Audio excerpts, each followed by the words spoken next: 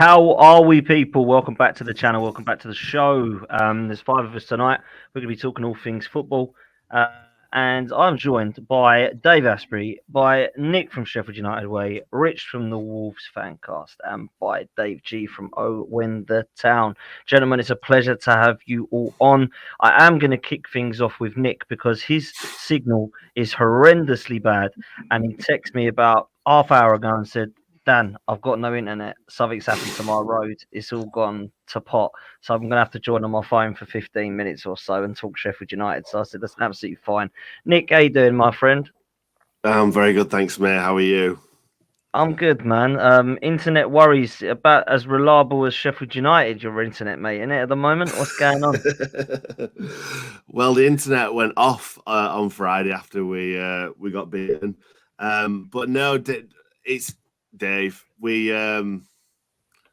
did okay. We did better than expected, I think, to be perfectly honest. Thinking this could be 3, this could be 4, this could be awful.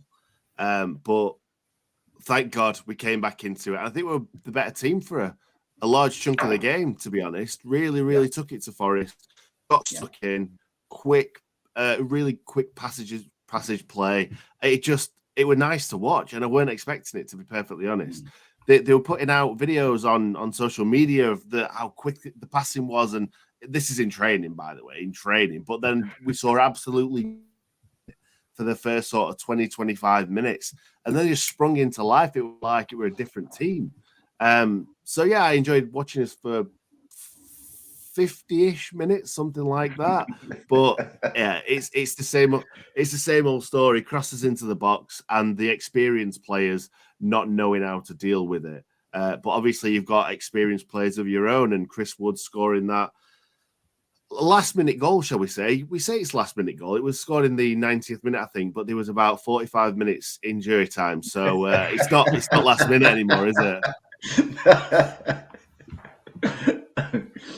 Mate, it's a worrying time, but it's not one that I think you're too shocked about from speaking to you. You said you'd thought it'd be a bit of a tough road ahead. Can I ask you though, Nick, is there any hope in terms of you doing any more business to try and save a little bit of your season, or does it look like you're going to be pretty much done in the window and you're going to be left with what you've got?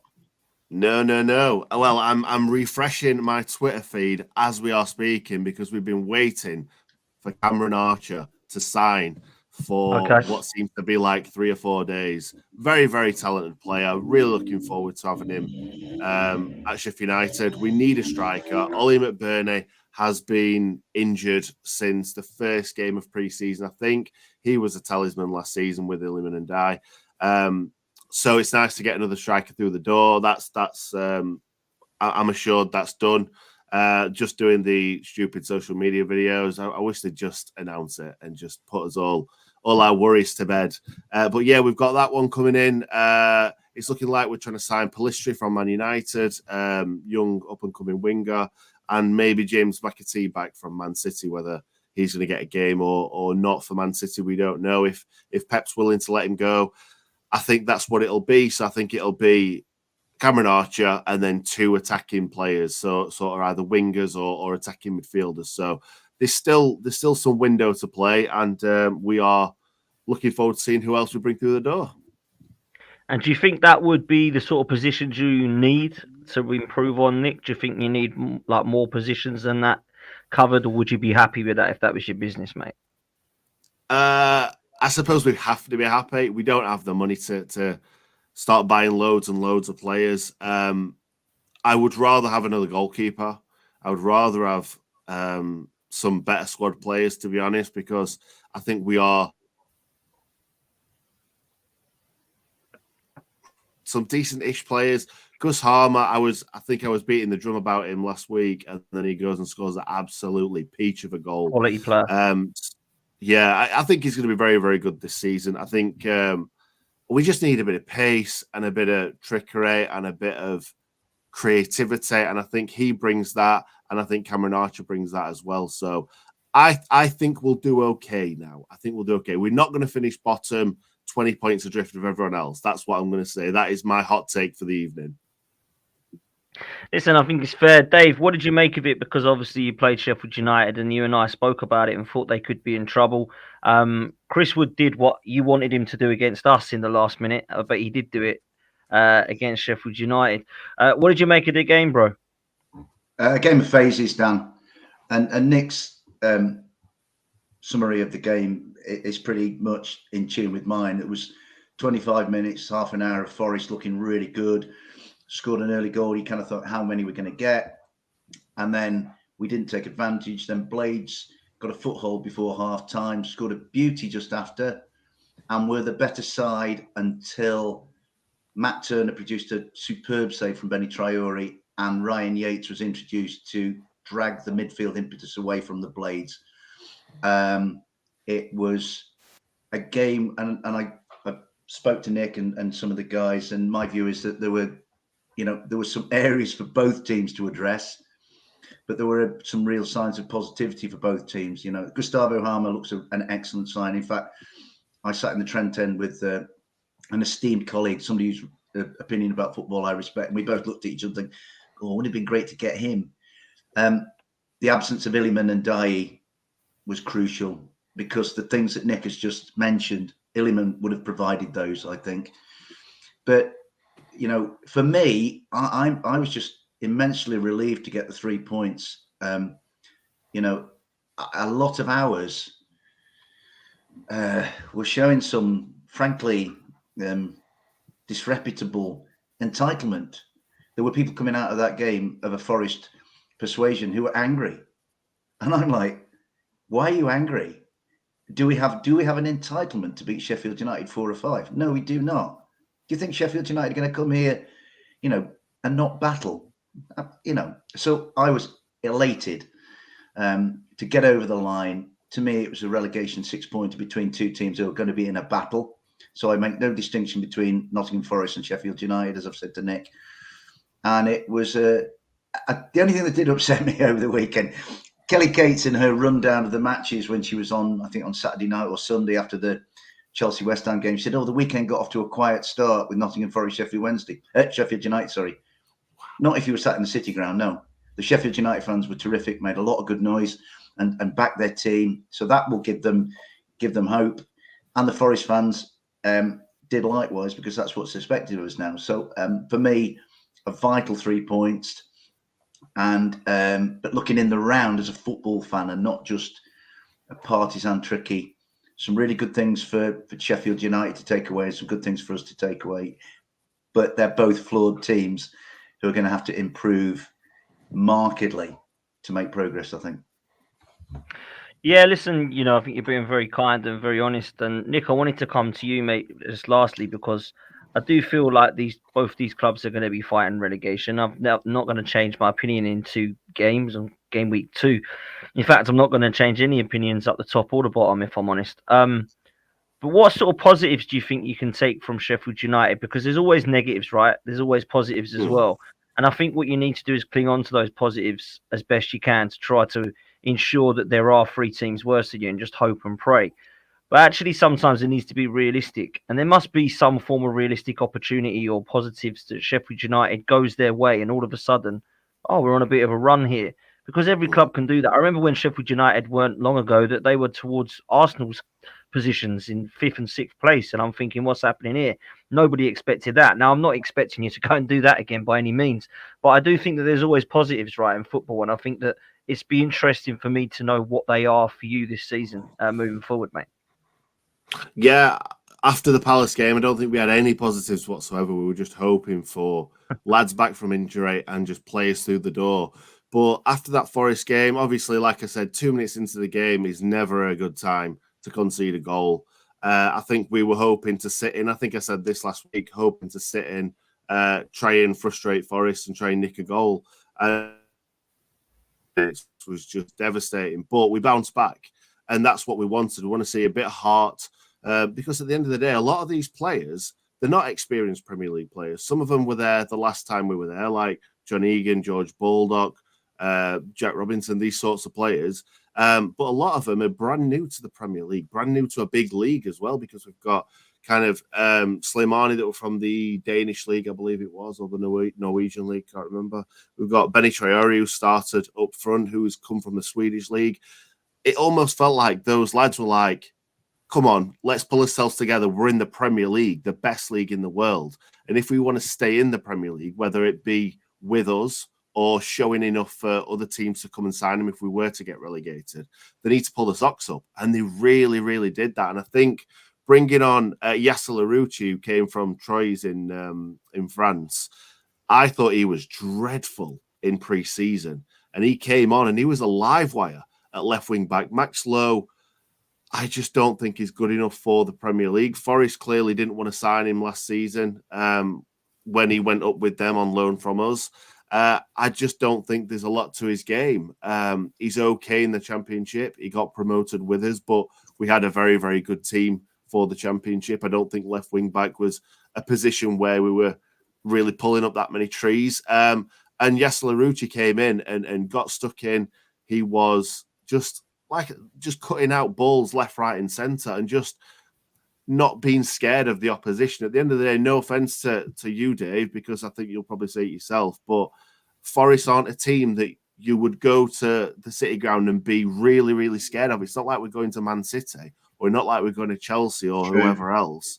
You've got to go to these places and try and take the game by the scruff of the neck. And I honestly think that we did that. And that was a big, big positive, because I don't think any of us really saw us doing that in that game, because it felt like we were down and out really early on. Obviously, conceding the goal, and then more and more like waves of attacks. And I was worried for the pace that Forest had got with Brennan Johnson and obviously Gibbs White coming from midfield. And that's where I thought Forest were going to hurt us, because that's what they did in the playoffs when they got promoted and we didn't. I thought that's what was going to happen, and I wasn't worried about balls coming into the box, and that's what undid us. So maybe we were just thinking too much about, let's make sure these fast wingers, they don't put it down put it out wide and do us down the wings, and we didn't really think about balls coming into the box. Nick, can I just say, mate, you've got yourself a player in Vinny Souza as well. Yes, absolutely. Very, very much so. Thanks for that, Dave. Yeah, the thing was, obviously, they're all struggling with a little bit of cramp. Not all of them have had a full pre-season. Vinny Souza certainly hasn't. He came in, he had I think he had a bit of a sticky sort of 10, 15 minutes where he was just kind of getting used to the speed of the game. I think the Spanish League is where he played last season. The Spanish League is just not as quick as the Premier League, and it never will be. And I think he was just getting used to that. And once he did, he was cutting everything out. He was starting attacks. He even had a couple of half-decent shots. Matt Turner saved one of them, which I was like, oh, I was so close. When a goalkeeper catches a ball, it can't be that close, can it really? But he had a good couple of shots. And, he came off, unfortunately, with a bit of cramp. But I think we would have gone on and possibly got a point, if not 3, if it had stayed on the pitch, because I thought he imposed himself really well on that game, Vinny Souza. Nick, the Turner save, Benny Traore scores there, mate, and you'd have won. And the view from our side of the fence is that as we get further away from that game, we as a family and a fan base, we look back on it and think we'd have lost that game last year. We lost in September last year to Bournemouth and Fulham, games in which we led both of them. We were on top in both, and we got beat 3-2 in both. And those were games where the Forest fan base, again, showed this silly entitlement that we'll win that. So, for us to get the win this time, while it wasn't a thing of beauty of the match and it wasn't a game of high quality, for us, it's a really... I'm going to Old Trafford on Saturday. I'm completely relaxed. Last Friday night, I was anything but relaxed. And I was in the minority of our fan base. They were all kind of thinking, blasé, well, it's only Sheffield United, isn't it? I never think that. I actually think it's only Manchester United on Saturday. I don't think, I actually was more worried about Sheffield United, Nick, than I am on Saturday. So, we're a better team. We're a better team. You've It's not even a joke either. You actually are a better team at the moment than them. They look at absolute shambles, but that's got another great story. spirit, Sheffield United. Sheffield United got great spirit, and I didn't see any of that spirit from Manchester United at Tottenham. If Manchester United had borrowed Sheffield United's or at Wolves, to be fair, or Wolves at United, yeah, I mean Wolves have like lost 2 games, and actually I don't think they've been that bad, frankly. Yeah, it's mad. It's mad, and like Nick, look, I'm going to let you go in a minute because obviously your phone is trying to do its best before it goes kaboom, bless.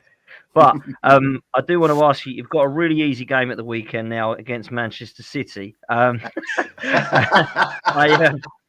just wanted to ask you, like, please, can you do me a favour and beat them? Because I really can't stand how good they are at the moment. And just for you, I'll make sure we beat them. Please do, man. Like, how do you set up against a City side like that as a Sheffield United? Like, what as a fan are you actually hoping? Because it's easy for me to say, look, let's just go at them and prove that we're the Arsenal. We can give them a game. Sheffield United, do you go in there and say, let's just have it and see what happens, or do you go right? Let's just try and do all we can, put everybody behind the ball and try and take a point? Like, where are you? What side of the fence? I never want to just sit behind the ball and take a point. Now, we will sit behind the ball and try and defend as well as what we can, but we've also got some, defenders from last season that scored a lot of goals from corners. So I still think that that's going to be a big part of our season. I think we're going to get John Egan, we're going to get Anel Ahmedhodzic going forward and winning headers in the box. Ollie McBurney scores goals from corners as well. So I think that that's what we'll probably do, try and target balls into the box. Also, I know we keep going on about him, but Gus Harmer, his corners were fantastic against Forest as well. Just like even when it looks like he's overhit it, it's in a perfect position for somebody to get on the end of. So I think that's what we'll probably do. We'll probably sit in, try and frustrate them. It's impossible. It's impossible, isn't it? But what I think will happen is I think we'll probably lose a couple of goals to 0. I don't think it'll be a whitewash. I don't think they'll absolutely hammer us. I think they'll hammer us in possession, but I don't think they'll hammer us in shots on target, goals. I just don't see it. I think we'll, like I say, try and frustrate them. The ball. I don't think we're going to be doing them on the counter or anything like that. Like I say, I think it's balls into the box, high balls, try and cause them problems. I think they'll probably get a goal early in the second half and then kill us off towards the end. But I think we'll be in the game for a large portion of it. Listen, I really hope you're in the game for the whole 90-odd minutes. I just pray that anybody can take anything off Man City. I'm basically, I'm a massive gooner, as you all know, but I am a fan of anybody playing them. And whoever's against them, I just want them to win or take something off of them, because they are an absolute force to be reckoned with. And they've gone and lost a few players and just replaced them like for like, it seems.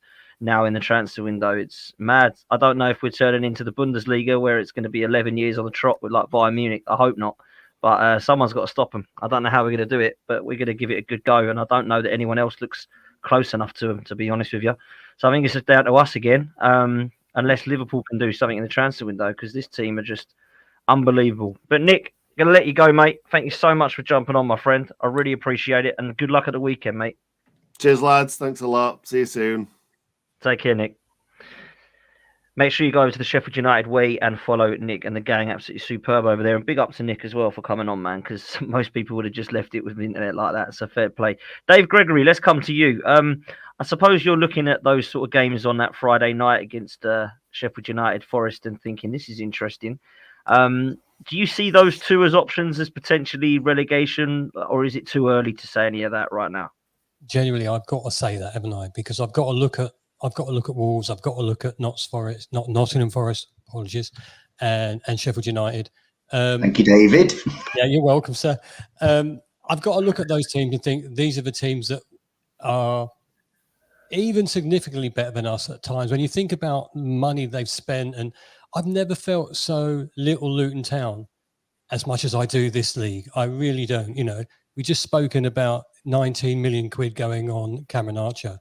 And that's on one player. We spent that on 4, So I just feel when I look at these games, and I did watch on Friday, and I was thinking, that it was it was a bit of an end-to-end game for me. I'm quite enjoying it, and I didn't know whether I wanted to draw or whether I wanted a Nottingham Forest win. But I see that it's going to be us, Sheffield United, and another fighting to get out of that bottom three. Wolves have been unlucky, but I can't. I thought I had a fairly relaxing weekend, to be honest. No games to play. We went up a place in the division. All was good for me. But I'm looking at those teams and going, can we match those teams? Can we match those teams? And I don't think there's a reason why we can't. We've got a decent squad, and we only played one game. We've been written off after one game. Tomorrow night might be a little bit different, but I can't think of any other things to say really, because we were underdogs all last season. We're definitely underdogs this season, and we've got to look at the teams like Nottingham Forest, like Sheffield United, and Everton at the moment, because they're in a bit of dilemma, aren't they? The more teams that don't get the points they're expecting at the clubs they're expecting to get them from, the better it is for my club. So I'm hoping that there's more of that happens.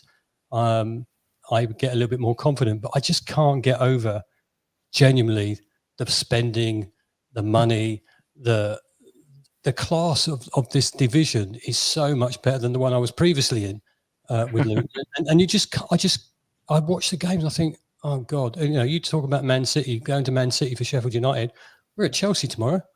I think we might have caught them at the wrong time. If we'd have got them a game earlier, I might have been happier. They've got a point to prove, haven't they? They've got a point to prove. They've not had a really brilliant start. They're at home. They've spent nearly £1 billion on players over the last 2 seasons. You can't compete with that. So we have a free hit tomorrow. Be a bit of a laugh, hopefully. And if we're going to score, let's score first and enjoy it. That's how I'm thinking. Listen, Dave, let me come on that point, because I'll tell you this now. That Chelsea side might have spent £1 billion, but it ain't a team. Let me tell you that right now. I've not been impressed by them one bit.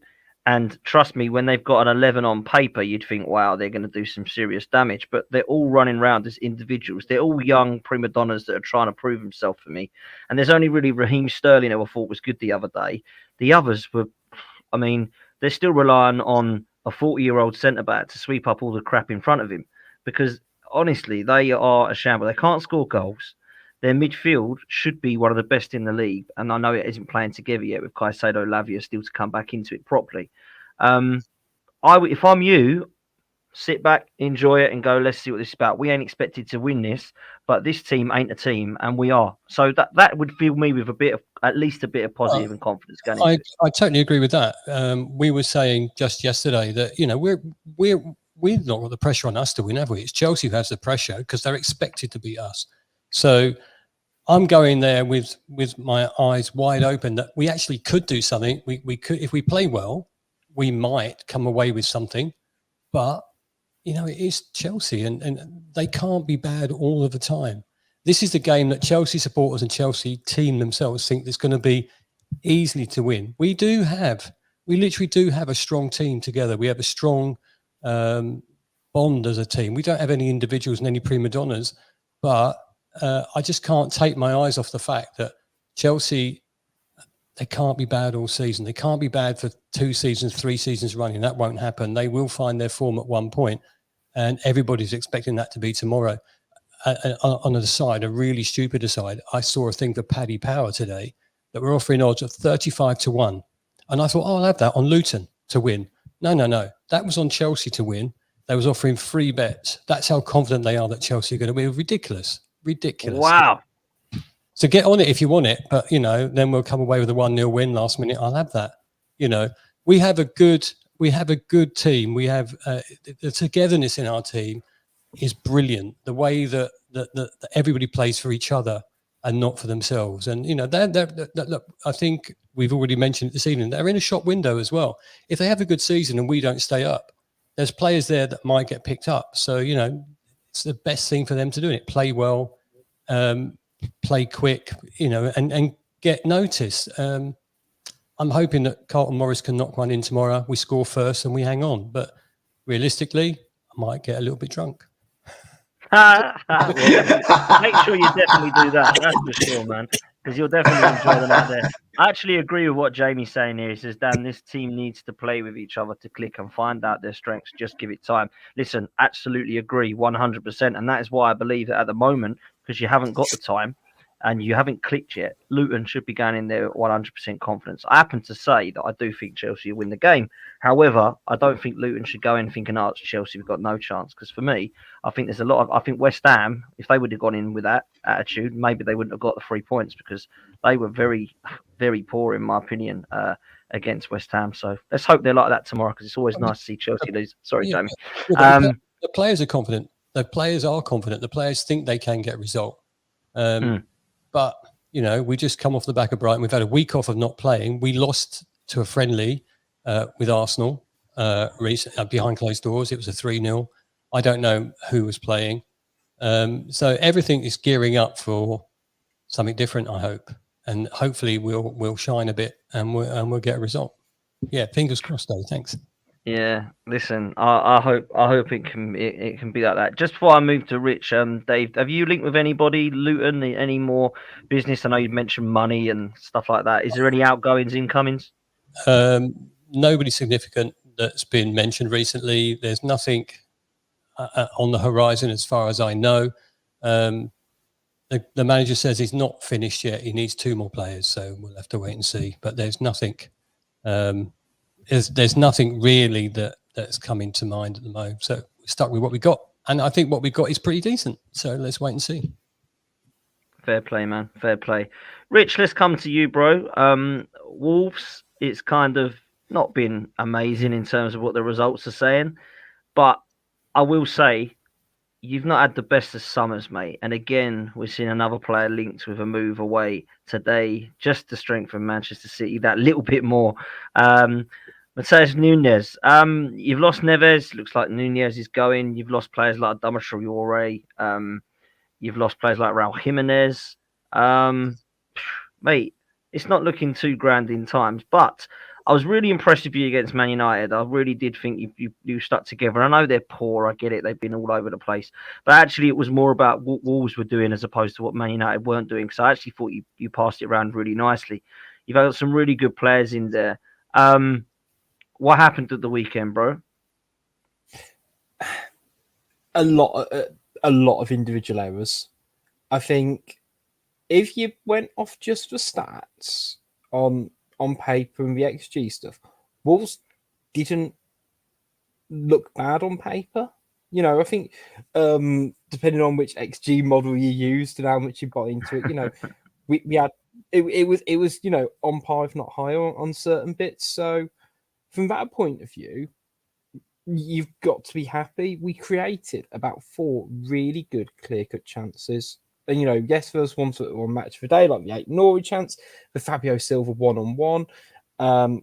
Kuna had a header just before we scored as well. And there was another one which was on, which didn't make the cut on match for day as well. You know, really strong, good chances. But we've played 2 games, we've had 38 shots, and we've scored 1 goal. It is kind of the crux of it. When you combine it with, you know, the defending was really solid against Man United. They all kind of understood the assignment in terms of what they need to do, a lot of frustrating them.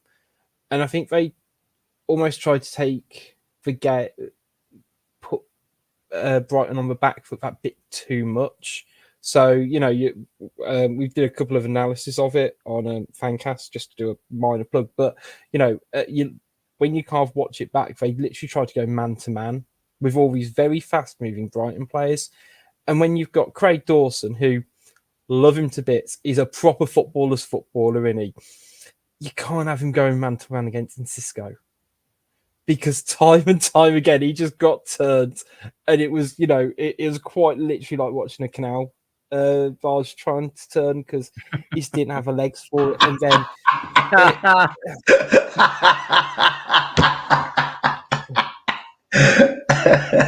Brilliant. And again, he is such a solid defender, but it was just a complete mismatch in terms of the style that the player had versus the system that was being set. And it wasn't just him; the midfield were off it as well. And it is you know, they have fast-moving midfielders.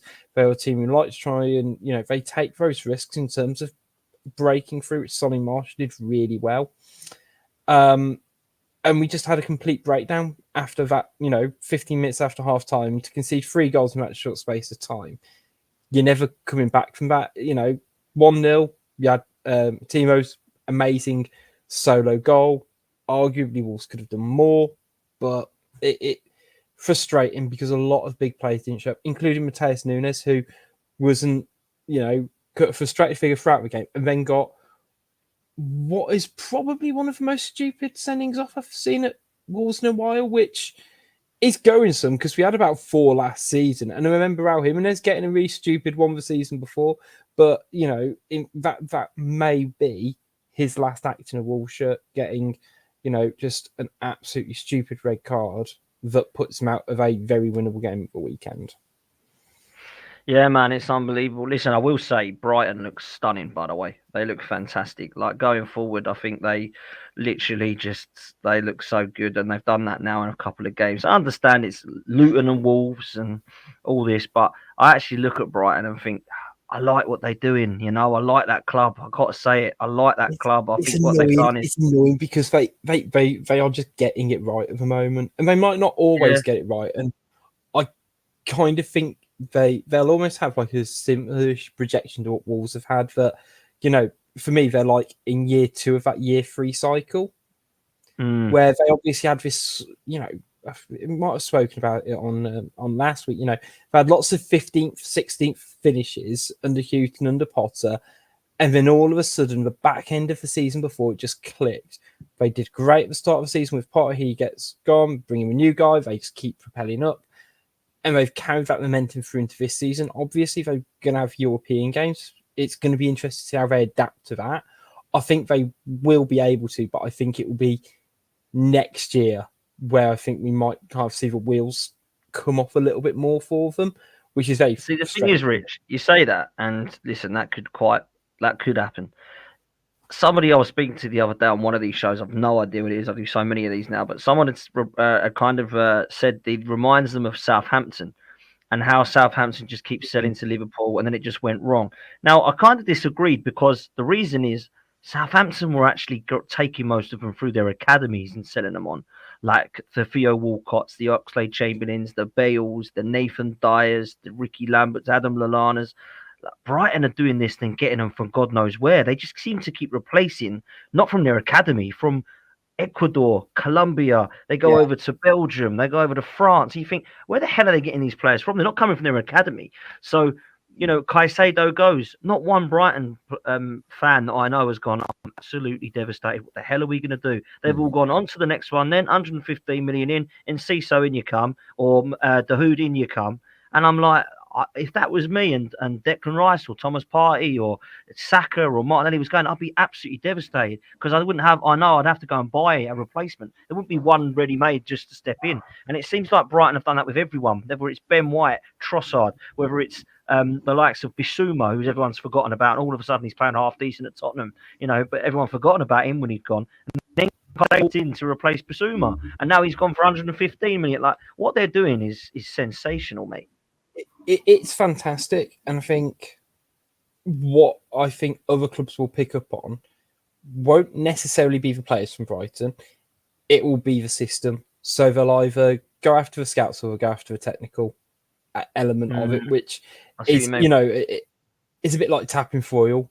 And soon enough, they will find those gems harder to come by because they won't necessarily have that opportunity to breed these players in as well, because it's great that they can nurture players that 6 months. It feels like they almost signed someone out of nowhere. It's not because they signed them out of nowhere, it's because they signed them the window before and have slowly just integrated them in. But the higher you go up the food chain, the more you need that player for now. You can't just go, say that's for me why they'll hit that cycle probably in a year's time, because they'll get to a point where it's like, actually, we can't just sign someone for 6 months' time because we've got 55 games this season. If we get to, if we have a decent domestic cup run, if we somehow get to the quarters in Europe as well, it becomes a case of actually trying to get those players in now, which they might then struggle with, maybe. I don't know. But, you know, if we're just looking at what they're doing at the moment, tactically and technically, it's just off the charts. And it's not unbeatable. As I said, Wolves carved up chances throughout that game. They just know how to exploit bad teams. And, you know, when they smell blood, my word, that 15 minutes was rough. Because, you know, I think, with respect, let's say Forest, I think if we'd have conceded that goal after half-time to Forest, they wouldn't have then gone, right, this team's looking a bit edgy here. They'd have been happy with the 2-0 at that point. Yeah. Or, you know, if it was Fulham, literally probably, you know, most teams in the league wouldn't kind of rest on their laurels. I think, you know, your likes of Brighton, Arsenal, you know, your City, they'd all sense that Wolves team were just in a shaky period, and you know, they just couldn't get out of it for you know, until the 60th minute, unfortunately. Listen, like Rich, what's Nunez going to do at City? Because I said this with LB earlier, who's been Man City fan, obviously, and I said, look, getting in Nunez. And I honestly thought, because they were going for Paqueta and KDB's injured, I thought this Nunez was going to be replacing KDB. But he seems to think that he's more of a Calvin Phillipsy type midfielder. Is that right at Wolves? Like, what sort of position is he? I think the problem is he's never quite found his position at Wolves. He operates best through the middle in terms of he likes to get the ball deep. I can see why he gets the De Bruyne characteristics, because he's technically, you know, incredibly good technically. He can carry the ball up the pitch, and he can shift past a player. What he doesn't really have is a lot of goals to his game or a lot of assists. You know, he's got the highlight reels. You know, his goal against Chelsea last season and stuff like that, and he got an assist the game after that might have been against Forest, top of my head. I might be completely wrong now saying it out loud. But yeah, I think it almost feels like he's their backup option if they don't get Lucas Paquetá, isn't it? In a way. Do you think it's a good move for City, though? You think it's a good signing? Pep Guardiola's been a big fan of him for a number of years. I think when we signed him, everyone, you know, he'd made a comment after they played Lisbon a couple of years ago that he really rated him. I don't fully know where he fits into that team, but again, it's the same. Man City signing a player like that, it isn't necessarily to fully improve their team. It bolsters their squad, and it doesn't matter necessarily if it's a £70 million squad player.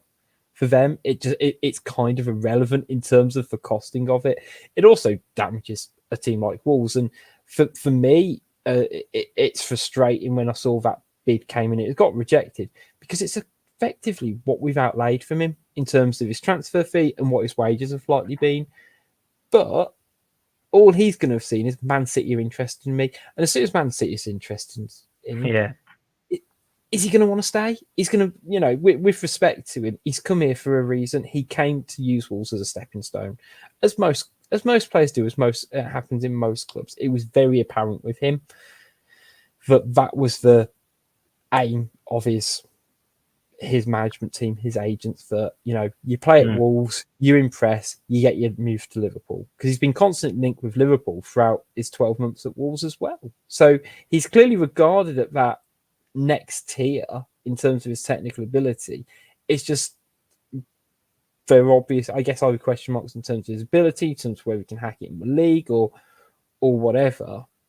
But say as soon as Man City are calling, he's just going to dig his heels in until he gets his move. And you know, we talk FFP, we talk the number of players Wolves have sold, either it's to kind of shed for dead weight or to try and balance the books.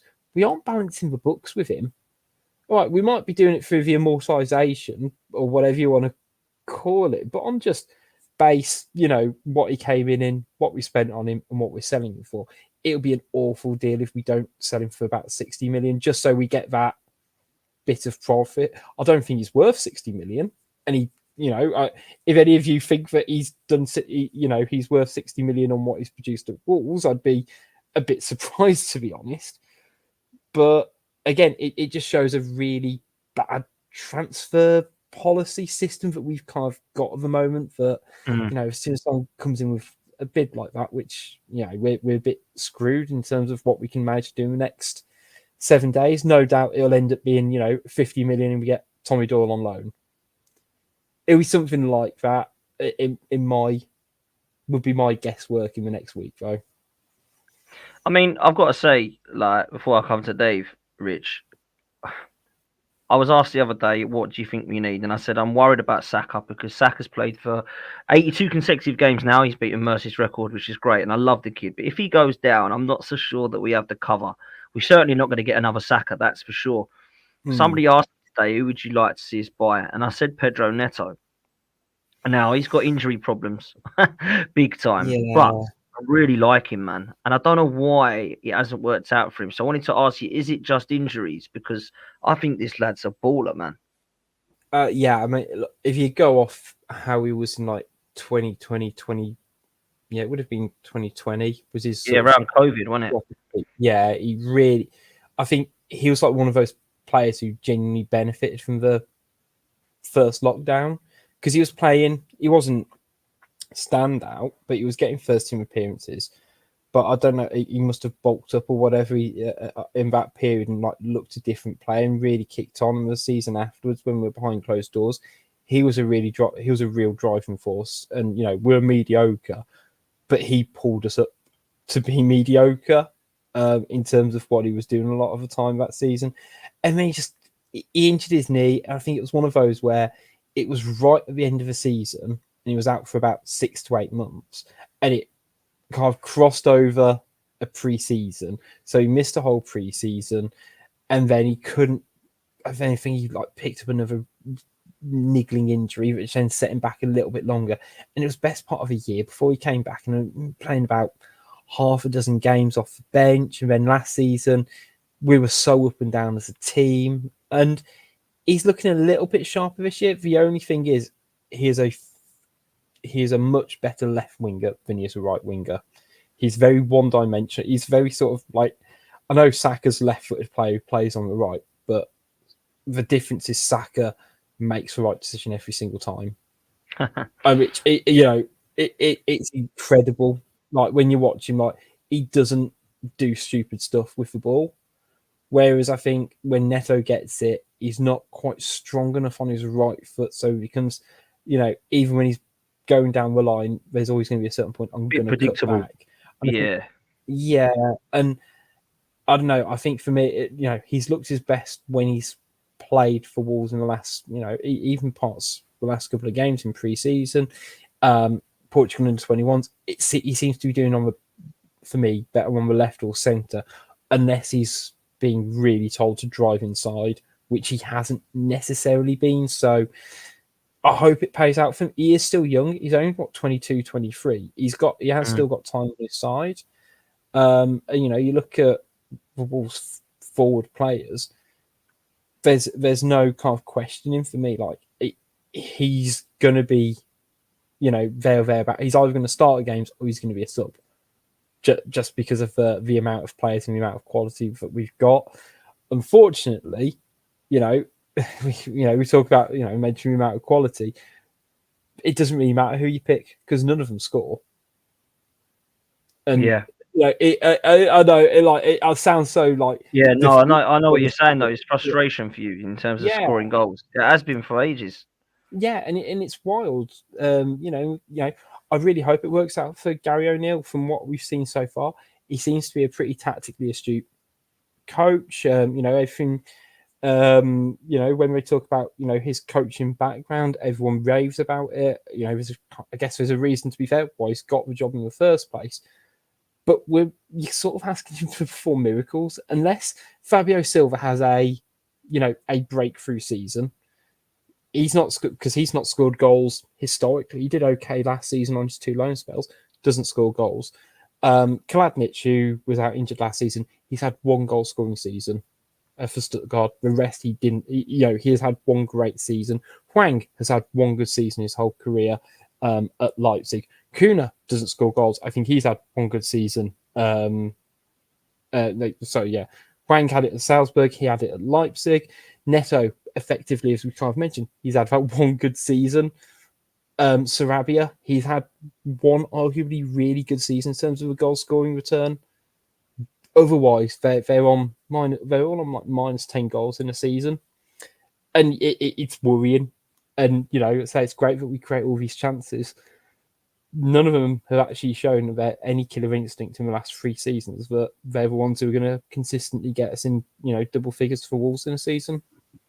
Yeah, man. Listen, I have sympathy for you, and I hope that you can have a good season, mate, or the best season that you have. It's just scoring goals for Wolves is why I tipped you to go down, man, because I just can't see it. You got to have goals in your team, and at the moment, Wolves just don't seem to have that. If I'm honest, Dave, you have signed a World Cup winner, and it looks like, from what Nick is saying here, that you've got a verbal agreement for Murillo to join from Corinthians as well. Nottingham Forest are starting to get towards that number 35 in the last week, Dave, again. What's happening? There are coach loads coming in, Daniel. Coach loads coming in. In fact, they're flying in. There's jumbo jets full of them coming in. But the Montiel signing is like, it's one of those things that bends the laws of perspective. I was talking to a fellow Tricky today. We were talking about, was it 3 or 4 years ago, we were like thinking, well, let's go and get Jerry Yates from Blackpool. Let's go and get Joe Pygott from Wimbledon. And now we've basically signed the gentleman with the largest, strongest testicles in world football. Because I'm telling you, gents, that guy at the end of the greatest World Cup final that's ever been played walked from the halfway line with like millions of football fanatics in that country on his shoulders, and the end of a fairy tale to be completed for his buddy, that great player in their team that everybody of the world over wanted. And he got up there and he took that penalty. Hugo Lloris went one way, Gonzalo Montiel went the other way, and he made himself into an Argentinian legend. He'll live forever, right? Then in the Europa League final, he had the definitive penalty. I think he had to take it twice. He sent Mourinho into fits where Mourinho then wanted to murder Anthony Taylor for whatever reason, because that's what Mourinho cannot. Mourinho, bless him, can't handle the ups and downs of life, the vicissitudes. So for him, Gonzalo Montiel, to rock up at our little patch of Nottinghamshire is a little bit. It's great. But I'm kind of thinking, are we getting too big for our boots? But it's a fantastic sign. I mean, the key thing is, up until this one, we've been, and again, it's all relative. We've been circumspect, and I'm glad that we've been circumspect. Last year was almost like a pantomimic farce. There were that many coming in, and we were a standing joke. And I felt, as you know, Dan, I felt uncomfortable about it. I like the idea that we were cocking a snook at hang on a minute, we're the big clubs at the top end, we do all the signing, how dare Nottingham Forest? I like that kind of punk attitude that we had, do you know what I mean? This year, we've got Matty Turner in, who I'm really happy with. Matty Turner's made a really good impression. Again, only 2 games. Anthony Elanga looks, as you saw yourself, Dan, that day Rapid. at the Emirates, Anthony looks a real asset. Who else has come in? Ola Aina basically on a free. He looks a good solid lad. But that wasn't enough. Now with this guy, I think why this guy's come is that there's talk that Serge Aurier will eventually go to Saudi Arabia, and Serge is at that point of his career where a lot of these guys are thinking, right, I'll go and finish out there. So I think Gonzalo is seen as a replacement for him. But I mean, the fact that we can get this kind of guy in, and we're also linked with another guy, I think it's Dominguez from Bologna, a midfielder as well, another Argentinian. And then if this Murillo from Corinthians, what I will say about Forest is we're not obviously in the realms of scouting genius, if you like, that Brighton and Hove Albion are in. I mean, we were talking about Brighton earlier. And I was sat having a cup of tea with the old dears today. My mum and dad just watch Sky Sports Rolling News all day because they're housebound. They can't get out. They just watching it. And it said that Brighton and Hove Albion were a representative Brighton and Hove Albion was in Uruguay, right? So they've identified the South American market. Now we've done that with Danilo, Felipe, Scarpa, who has now gone on to Olympiacos. So we've looked at that South American pool, and we've looked at in fact our two with the Bundesliga and South America. So it's just, I mean, Montiel coming to us. I mean, it's fantastic, really. I kind of was thinking it'd be a left back, but I mean, Steve's been banging on in his pressers that he wanted more in. To be honest, Dan, I don't think we'll go to the, frankly, ludicrous lengths that we went to last year.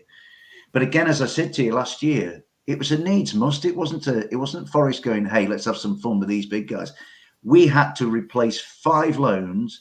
Lewis Grabban was at the end of a contract. There were others who were, Steve Cook, brilliant though he was in the Championship. Cookie was coming to the end, and Jack Colback had been brilliant in the Championship, and we had hardly anybody who actually was fit for Premier League purpose. Joe Worrell had to learn on the job. Ryan Yates had to learn on the job. Brennan had to learn on the job. And those lads have managed to kind of get through that first season. So last year, it had to be done. Whatever the TalkSport bods had to say, it had to be done. But, the Montiel one, mate, is great. Surprised I tell you what, Dan, I'd love him to play at Old Trafford. I mean, that's a big game for us because, for us, we're looking at, we've got to beat the teams around us, and that we've got to beat Manchester United on Saturday. Do you know what I'm saying? Absolutely. I was going to ask you about that game. So let's go into that. What's your predictions for this one? I think United will win.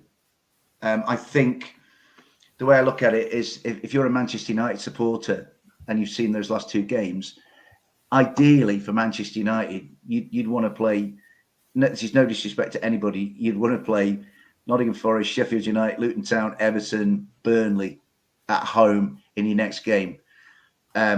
So I can't see us winning. Our away record is so dire as to kind of offer very little in the way of logic that we might win there. And last season we played them 4 times, home and away in the league, home and away in the Carabao semi-final, and we didn't score a goal. They beat us 2-0, 3-0. No, they beat us 3-0, 2-0, 3-0, 2-0. And they were too good for us, far too good for us. That midfield of Casemiro, Eriksen, and Mardas Fernandez, they were far too good for us. And this is a bit snide against a lad I really like. But there's a lot of hours saying the worst thing that could happen to Forest this weekend is for Mason Mount to be out and Eriksen to come in, which is a bit harsh on Mason. Because I think Mason's a decent lad. I think he gets a lot of unnecessary stick personally. But I watched Wolverhampton Wanderers the other Monday night there. And if I'm Steve Cooper and I've got my lads in that room, I'm going to say, hey, look what the Wolves did. Look what Cunha did. Look at what Wolves did. And I'm no disrespect to Wolves. If Wolves had Taiwo Awoniyi that night at Old Trafford, they'd have won 4 or 5, right? And I just think if we can soak it up and break from midfield, Cunha to me is. I like that Awoniyi, man. I like that Awoniyi day. Yeah, I really do. Yeah, surprised he didn't start against us. If I'm honest, he came on, didn't he? Well, the thing is, Dan, he got injured in a pre-season friendly against Leeds. Luke Ayling was a bit naughty actually in this friendly. And so Taiwo limped on to half time, then went off. And so I kind of thought, well, I didn't expect him to see him at all at Arsenal. But he came on. What he's done, he's added the Forest coaching staff have added a different dimension to him. He can now play with his back to goal. All the goals he scored for Union Berlin in the Bundesliga were balls over the top for him to run onto.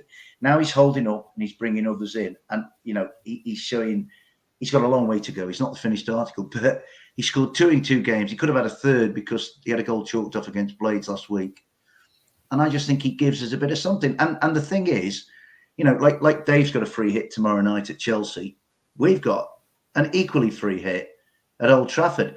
And the point that I made when I upset Dan United the other night, bless him, I couldn't believe how delicate he was. A big, powerful guy like that. You know what I mean? He really took my bait. I had him on the end of it. I was like Mortimer and Whitehouse go fishing, and the big lad took the bait. You know what I mean? Look at this big carp I've got. And if Forest, little, unheralded, unloved by the media, not wanted by Match of the Day, Nottingham Forest, could do what Wolves sadly couldn't do, and that's nick a goal, then it'd be really interesting to see from a psychological point of view how that badly owned, basically turmoil-filled club deal with it.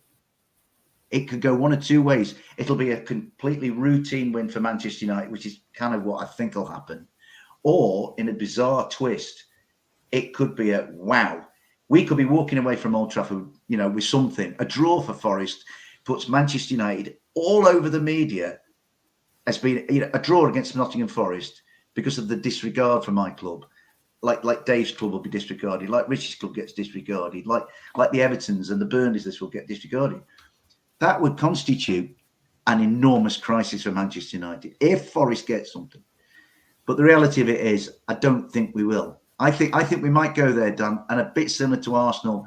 We might give a good account of ourselves, but we won't be good enough to win. So I think I think United will win 1-0 in a scrappy game, and they'll be like, "Thank goodness for that, mate." That's what I think.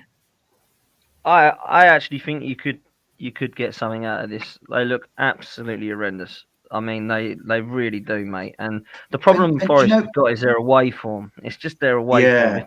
If I had more faith in that, I'd fancy her, because what you actually did against us was quite some good stuff. Be nice, wouldn't it, if some of the guys could come and turn up at that place? It really would. But I don't know. Listen, I'm going to go 2-1 United, but I do think you could nick a draw there, Dave. I do think you could, man. So we'll see. Dan, in terms of a team spirit match, can Forest walk it? I tell you what, in terms of a team spirit match, Luton Town right now would go into Old Trafford and bury Manchester United. Luton Town are a family. Again, I kind of come back to this Luton Town documentary. They're a family. Gary Sweet's the head of the family. He's got Mick Harford, Uncle Mick's in there, and all of Luton are pulling together. And the teams, our teams, if you like, in that region of the table, that's got to be our great strength. I think that kept us up. You saw it, Dan. And like Manchester, I look at Manchester United, and all I see is ego. I see petulance. I see a lack of intellect. I don't see any intelligence. I don't see any camaraderie. I mean, Anthony. I mean, how long does his time of the month last? It's like a time of the decade. Honestly, it's just embarrassing. Name one. I mean, you look at their team. Tottenham. They had half an hour against Tottenham, and they didn't make it, and then they just capitulated. It was almost like they down tools, really. But the thing is, they need so much, in my opinion. Still, Man United, they're saying, we might need a couple more. I think, wow, a couple more. Wow, you're miles off, in my opinion, if you don't want to get near your noisy neighbours. Anyway, listen, that's that. Let's come to you, Dave. What do you think the score will be? Luton versus Chelsea, or Chelsea v Luton, should I say? What do you think the score will be, my friend? Well, here's what I'm hoping for. I'm hoping for a Ross Barkley debut, last-minute winner. That's what I'm hoping for. So I'll take that all day long. Sneak a 1-0, and it'll be tremendous. But let's be a bit more realistic and say, if we don't concede early, maybe we give them a good game. Let us score first if we're going to lose, because I'd enjoy that more. And I'm going to say that I think we might get done, and I hope it's no more than 3. But my dream is Ross Barkley comes on, scores the winner. So I'll take a 3-0, but I don't really want that to happen, obviously. I think that's everyone's dream. I'd take that as my dream as well, man. That'd be funny. I hope you do it, my friend. I really do. Rich, Wolves, Everton. That's got to be a win. They look absolutely down and out. I know we've spoken about how you can't score, and Wolves are down now. Everton are a shambles, mate. I looked at them and I thought they have looked like given up, if I'm honest, the other day. But what do you reckon, mate? I mean, I think it might be genuinely the first time in Premier League history where both teams managed to lose. I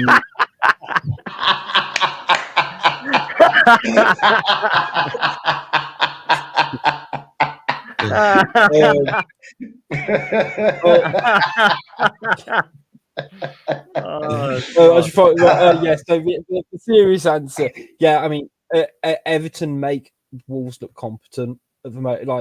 I mean, don't get me wrong. We both, Wolves have lost the first 2 games, but there's been glimmers. There's been, but they will take positives from the Man United game. They can take positives from the Brighton game, and so long as the confidence isn't completely destroyed, which I don't think it should be personally. So it's particularly because we did get that 1 goal against them, and it was a consolation after knocking him 4. I think if Gary O'Neill's got enough about him, which I think he probably does, they'll be able to, carry the confidence, work on the improvements. So hopefully we can turn it around, particularly, if we can kind of replicate, I guess, similar defensive style that we did against Man United. We know what those Everton fans are like. I know you can say it about literally every team, particularly, I guess, the fallen giants or whatever. Like, you say the same thing about Spurs, West Ham, a couple of those really big historic teams. You can see that atmosphere of Goodison turning a bit toxic if you're not careful.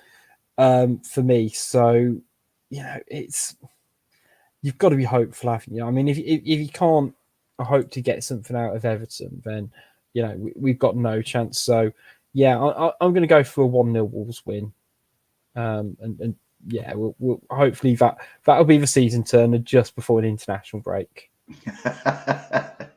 Go for it, man. Go for it. Before we wrap up, Mo Salah to Saudi Arabia is picking up. Now, I don't think Liverpool are going to do anything to let this guy go. I think it'd be absolutely ridiculous if they go, yeah, go on then, give us 150 million or what the hell it's going to be for him. But it's not so much that I wanted to ask. I wanted to get real quick I'll start with yourself, Dave G. I spoke to Robbie the other day, as in Robbie Lyle from AFTV, and I spoke to him and we were talking about this. And I said to him, what do you think about this? And he said, I actually think in a couple of years, this could be serious, mate. I think in a couple of years' time, these footballers speak to each other and go, it's all right over here, just to let you know. Don't worry about anything. If you want to play Champions League football, stay where you are. But trust me, you'll love it over here. And that's worrying. And if that is true, then this could change football. Do you think this is serious? Do you think this is like China or America and it will just die down? Or do you think this could be actually like Saudis are here, they've got serious money, and they'll bow down in the end and say, all right, you can come in the Champions League, but just don't mess it up too much? What do you think is going to happen? Well, that's a draw, isn't it? The draw is the money, isn't it? It's not the ambition, because there is nothing there right now. If you're going to be an ambitious footballer, the place to be is here and in Europe at the moment. But you're right, the Saudi money will turn it. And if they keep buying these, let's be fair, most of the players they've got are sort of tail end of their careers, let's be fair. But the money speaks. And even now, I say that as a Luton fan, the money speaks for everyone, doesn't it? So when Saudi build this league and they get more players over there, is it something I'm going to tune into? Probably not. But then they'll get into the Champions League, because that will be the next thing. It's the European Champions League, but don't forget we have Australia in the Eurovision Song Contest. So there's no reason why they can't pull them in. They literally can't pull them into Europe, can they? So if they get into Europe, they become a force. And then those players will win the trophy they want to win. They want to win the Champions League. And they'll go to Saudi Arabia because they'll pay them loads of money. And so it's if your players are ambitious, they won't go. In a couple of years' time, will they just integrate? Look what happened in the golf. The golf, they split off. They had millions of pounds that we're never going to combine, and now they've combined. So I see that if Saudis carry on like this, then there will be that time where everybody there'll be a world league, something like that. That's what it'll turn into. The Saudi Arabians will pay for whatever they want, and because they've got the money, they'll get it. Should we be worried? Not right now, but couple of seasons, maybe. Couple of seasons, I think we might be in big trouble, and the Premier League will change completely, because the only other thing that they were talking about, how do they compete with financial fair play? And maybe, I think I heard a discussion today that may be the way of stopping them spending all the money, by inviting them into the Champions League, because then they'd have to comply with those rules. But look how that's worked, Dave. FFP, everyone's just gone. So what? Aren't they? Well, not as everyone. Man City and Chelsea. But to be fair, that is so what. But they are spending a couple of £100 million on every player they're buying. They're paying ridiculous wages, and maybe that's the way that they try and sort of control it, really, and stop them taking what we've made in this country and in Europe and taking it over there. That's how I look at it. And I'm hopeful. I'm hopeful it doesn't sort of stop us being what we are, but they will. They'll do what they want because money talks. We know that. Mm. Yeah, it is worrying, man. Rich, thoughts on this one, quick? Yeah, I can see Salah going, but probably not this season. Yeah. It would be the easy way. I'd sort of sum it up quickly. In terms of, I guess, the longevity of this Saudi project, I think time will tell, because we did have, we had it similar with China 5 to 10 years ago. Some players stuck it out. You look at the likes of Oscar, most notably, who went very young and pretty much stayed there. You had a few players who came backwards and forwards, and some who just stayed for the money. You think like Paulinho, was it? Who kind of was at Spurs, China, Barca. So, it might work out for some players. I look at, we sold Ruben Neves to them. And for us, it was a bit of a win-win because we didn't send him to a rival and we got a hefty ton of money for him. I can see why certain players have gone, like Karim Benzema, given his age and stuff like that. It kind of makes sense as your one last hurrah, especially if you've done everything. There's nothing left. There's nothing left for certain players. Like Riyad Mahrez, and I'm guessing, mentioning like Karim Benzema, Mo Salah potentially as well. There's probably a cultural side to it. They're as gods well. over there now. If Salah goes over there, forget their king, mate. He is the king. Do you know what I mean? Exactly. So, yeah, I think time will tell. I personally don't see it lasting just because I'm not sure they'll have the infrastructure of homegrown players. And I think that's where I guess there is a difference between when the Premier League set up and, but slightly before my time, appreciate. But a lot of the Premier League was kind of built on us, the league getting in slightly older foreign players that really kind of highlighted the league. But that was developed because there was a rich football tapestry and still good quality players coming through. Whereas if Saudi Arabia is effectively an import market at the moment. They are importing all their players. It will only work if they're able to export them as well, but they won't be able to export them if they're, no one's going to sign Ruben Neves because his wages are going to be an absolute fortune, for example. So if you have got too many players going in their peak, why won't they just ride out the next 3 years and go on a free? And that's where I think it might all fall down for me. Fair play, man. Fair play. Dave, thoughts on this one before we wrap up? Well, everything evolves. Nothing ever stays the same. I do think in years to come, we come back in another 5 years, like the boys say, it might just blow over. I mean, at the moment, it just feels like a seniors golf tour, really. And they've got such untold wealth. I don't think we've ever seen this utilization of wealth on this scale before in sport. So I think it's going to have an effect. I mean, I kind of think about cricket revolutions, like the Packer revolution with cricket. They thought that wouldn't have no effect, and it had a massive effect. Then it was the Indian Premier League, and now we've got franchise cricket. I mean, like 2 years ago, somebody said, "I'm not watching the 100." I'm not me, Dave Asprey. I'm not watching that. I've been glued to every game, right? So, I do think it's going to have an effect. I think the idea that you've done it all, so I'm now going to Saudi Arabia, sort of suggests that all is still here rather than over there. So the Champions League is the one. Kareem's gone there because, well, I've done everything now. It's either the money or the relaxation of thinking, well, I don't have to kind of go through that again. Dave's point about a global league, I think I could see that happening. My first thought was Nottingham Forest away to Al Hilal. My God, how expensive are the away tickets going to be? Are they going to cap it at 30 quid or 28.50? Big plug for Arsenal there. They knocked £1.50 off, bless them. So I don't think we can be so entrenched in our views to think that it won't change things. I think it will. All I would say about the golf is, and I use this to live golf, they went away and you get things like Bryson DeChambeau shoots at 58 and hardly anybody's seen it. So golf had all these great players but it didn't happen. There's a lovely phrase that Rich used about this tapestry. And what you've got to remember is that football in this country, football in Italy, football in Germany, Spain, the leading nations of the world have got this history and this mythology and this folklore. And Saudi Arabia hasn't got that. It's almost like, we're having this tournament over there.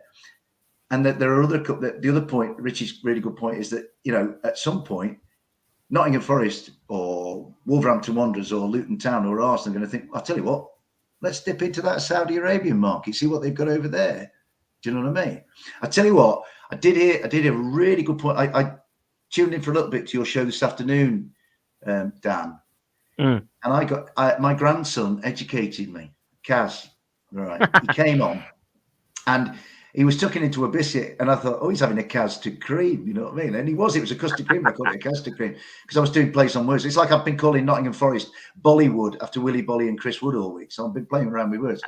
But Kaz made a really, really good point in that this Saudi money coming into our country and other countries, that amount of money must surely have an effect on football and life and sport and culture in this country. So it's a kind of it's a sort of a cycle, if you like. And he also made the point that if big guns are going off, say Mo goes, I don't think Mo will go. Liverpool would rather just fold and not be a club anymore than let Mo go. He's that important to him. He's the face of Liverpool, right? And they need him because, they're going to find it, like the rest, difficult to keep tabs with City because City is, I think, so far ahead of everybody in the world, right? But, it might be the case that some young lad down the line in years, Mo goes to Saudi Arabia or, top players go to Saudi Arabia. And then other lads coming through from the back, those terrace streets around Anfield might think, I can go and play for Liverpool. So it will have a knock-on effect. And the point that Cass made Saturday, I thought was a really good one, So what I'm coming around to saying, Dan, is it's a complex situation that is going to evolve month by month. And I think the really interesting thing is to come back and look in another 2 or 3 years and see what effect. Yeah. Like it might be another China, it might be another J League, it might be another. I mean, I remember back in the 70s, it was all about the New York Cosmos and football in America, and Pele was there, and Beckenbauer was there, and Steve Hunt was there. People like that, and everybody thought, that's going to be a thing, and then it just petered out. So it's just so difficult to be truly certain. I mean, there's no certainty in life anyway, but it's truly impossible to be certain about what's going to go on, mate.